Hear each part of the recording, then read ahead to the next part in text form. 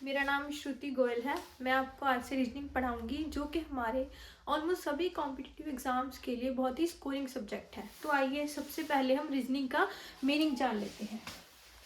Reasoning का हमारा meaning होता है मेंटल एबिलिटी। रीजनिंग का हमारा मीनिंग होता है मेंटल एबिलिटी।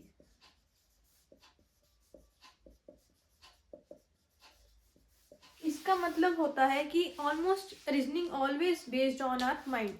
हम इस जो भी क्वेश्चन के आंसर करते हैं वो सारा हमारे माइंड पे डिपेंड होता है कि ये माइंड गेम होती है, हम ऐसे बोल सकते हैं। तो मैं आपको बताऊंगी कि रीजनिंग हमारी कौन से एग्जाम में कितने मार्क्स की आती है। जैसे कि हमको पता ही है कि बहुत ही स्कोरिंग सब्जेक्ट है। तो अब हम बात करते हैं हमारे पंजाब और हमारे एसएससी के कौन से एग्जाम्स में कितने क्वेश्चन आते हैं। एसएससी के सबसे पहले एसएससी के बारे में बात करते हैं। हमारे एसएससी में कौन कौन से एग्जाम्स आ जाते हैं। CHSL, CGL, GD, selection post etcetera. ये हमारे कुछ एग्जाम्स हैं जिनमें ऑलमोस्ट 1/4 पार्ट हमारा रीजनिंग का कवर होता है। CHSL में 25 क्वेश्चन आते हैं, CGL में भी 25 आते हैं, GD में हमारे 20 क्वेश्चन आते हैं। यहाँ टोटल क्वेश्चन हमारे 80 होते हैं, तो इसलिए 1/4 20। सिलेक्शन पोस्ट में भी हमारे 25 क्वेश्चन आते हैं। अब हम आते हैं पंजाब के एग्जाम्स पर। यहाँ पे हम बात करेंगे पटवारी में कितने क्वेश्चन आते हैं। पटवारी हमारा लेबर इंस्पेक्टर,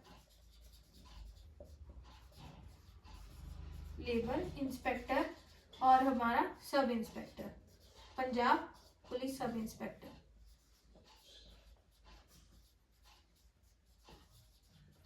तो पंजाब और लेबर इंस्पेक्टर, पंजाब पटवारी और लेबर इंस्पेक्टर में हमारे ऑलमोस्ट सेम क्वेश्चन आते हैं, 13 to 15 क्वेश्चन रीजनिंग के। यहाँ पे हमारे ऑलमोस्ट आ जाते हैं 40 to 50 क्वेश्चन। तो अब मैं आपके सामने बात करूंगी कि हम यहाँ इस क्लासेस में कौन कौन से हमारे रीजनिंग के चैप्टर कंप्लीट करेंगे, जो हमारे ऑलमोस्ट सभी एग्जाम्स में काम आएंगे। तो फर्स्ट चैप्टर है हमारा alphanumeric series. Alphanumeric series. Next है हमारा कोडिंग डिकोडिंग।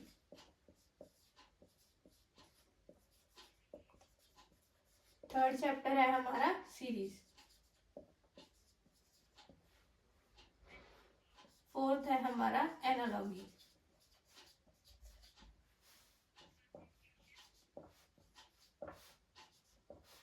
फिफ्थ है हमारा classification.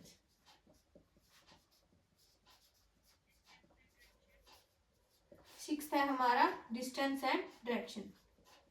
Distance and direction. Seventh है हमारा blood relation. Blood relation. Eighth है हमारा रैंकिंग। नाइन्थ है हमारा सिचुएशन बेस्ड।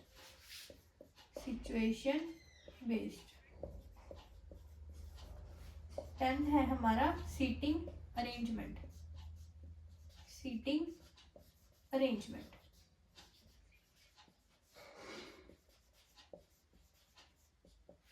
11th है हमारा सिलोलिज्म।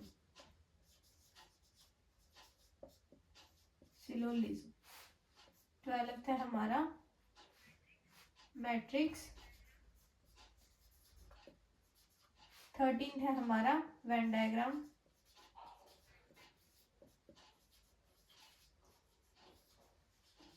14th है हमारा डाइस एंड क्यूब।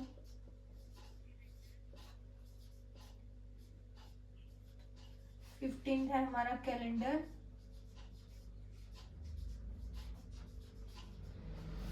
16th है हमारा क्लॉक। 17th है हमारा काउंटिंग फिगर्स। नेक्स्ट है हमारा मैथमेटिकल ऑपरेशन। नेक्स्ट है हमारा arithmetical reasoning.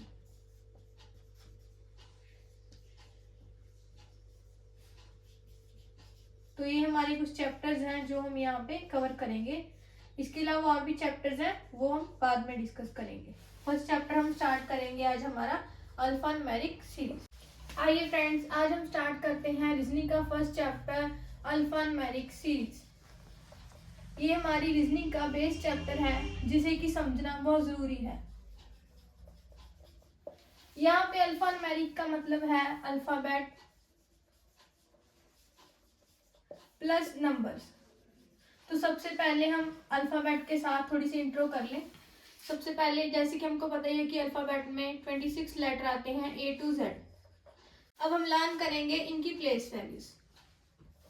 A1, B2, C3, D4, E5, F6, G7, H8, I9, J10, K11, L12, M13, N14, O15, P16, Q17, R18, S19, T20, U21, V22, W23, X24, Y25, Z26। अगर मैं आपको बोलूं कि direct इनकी values याद करो तो वो किसी के लिए भी पॉसिबल नहीं है।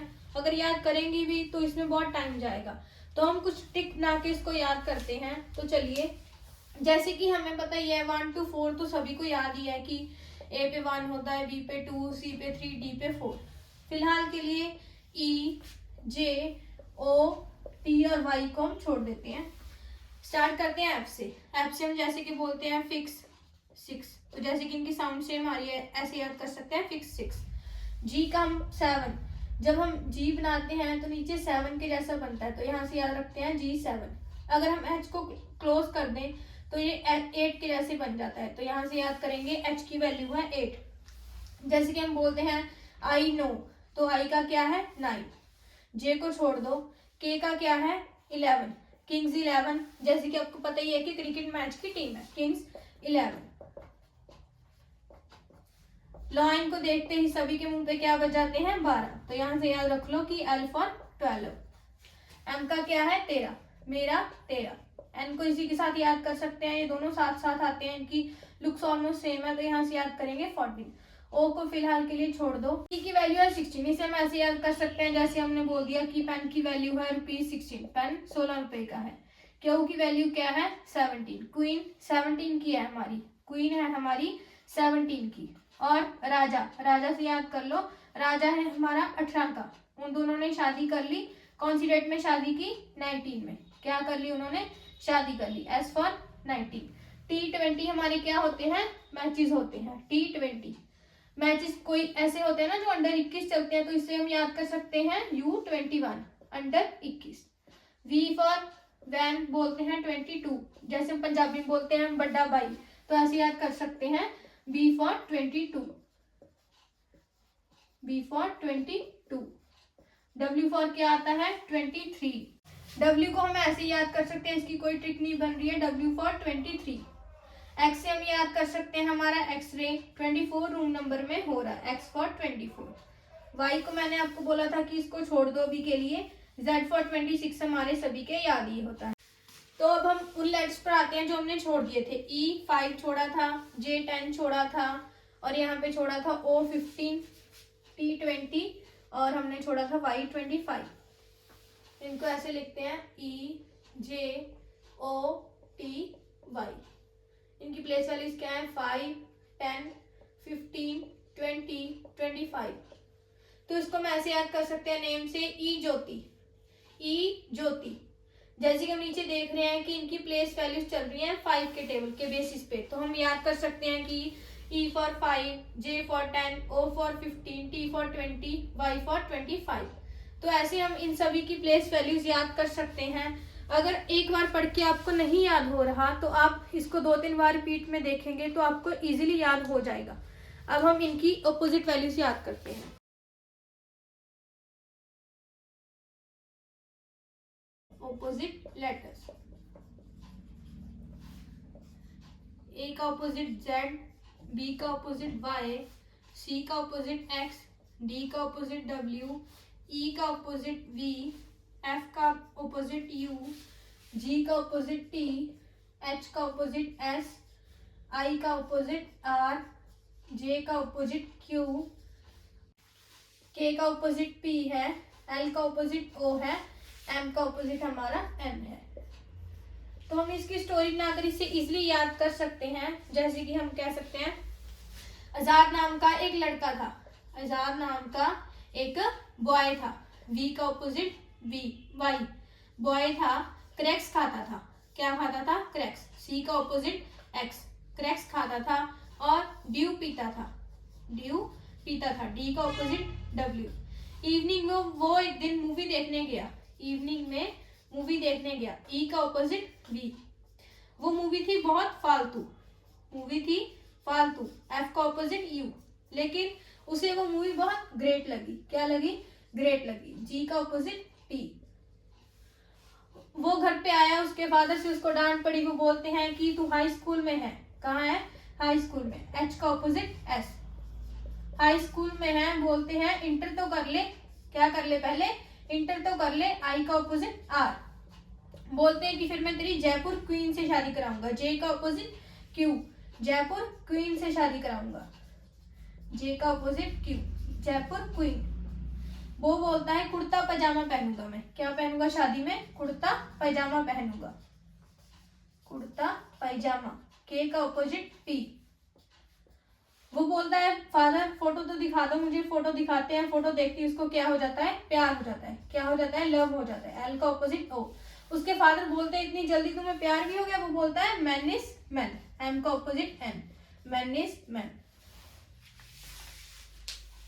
तो ऐसे ही हम स्टोरी बनाकर इनके ऑपोजिट लेटर इजीली याद कर सकते हैं। अगर एक बार नहीं होता, दूसरी बार वीडियो रिपीट में देखो, तीसरी बार देखो, नोटबुक पे राइट करो, इजीली प्लेस वैल्यूज याद हो जाएंगी। कोई डरने वाली बात नहीं है कि हमारे याद नहीं होगा, ये डिफिकल्ट है। एक अमेजिंग चीज के बारे में मैं और बता रही हूँ, जैसे कि ऑपोजिट लेटर है, इनकी जो प्लेस वैल्यू है उनका सम ऑलवेज 27 होगा। जैसे कि हम चेक करते हैं ए और जेड है, ए की प्लेस वैल्यू क्या है, 1 है, जेड की क्या है, 26 है, तो इनका सम ऑलवेज क्या होगा, 27 होगा। तो ऐसे भी कुछ आप याद रख सकते हैं अगर कुछ भूल जाएं तो। जैसे कि इसकी प्लेस वैल्यू याद है, आप 27 में से सब्ट्रैक्ट करेंगे तो आपको जेड की प्लेस वैल्यू याद हो जाएगी। एक और देख लेते हैं, जैसे कि हमारी एम है, एम कितने पे आती है, 13 पे, एन कितने पे आती है हमारी, 14 पे, दोनों का सम कितना हो गया, 27। तो ऐसे आप इजीली इनकी place values, opposite letters easily आप याद कर सकते हो। पहले इन दोनों चीज़ों को आप अच्छे से याद कीजिए, बाकी का पूरा चैप्टर आपका इसी बेसिस पे आगे बढ़ेगा। Thank you.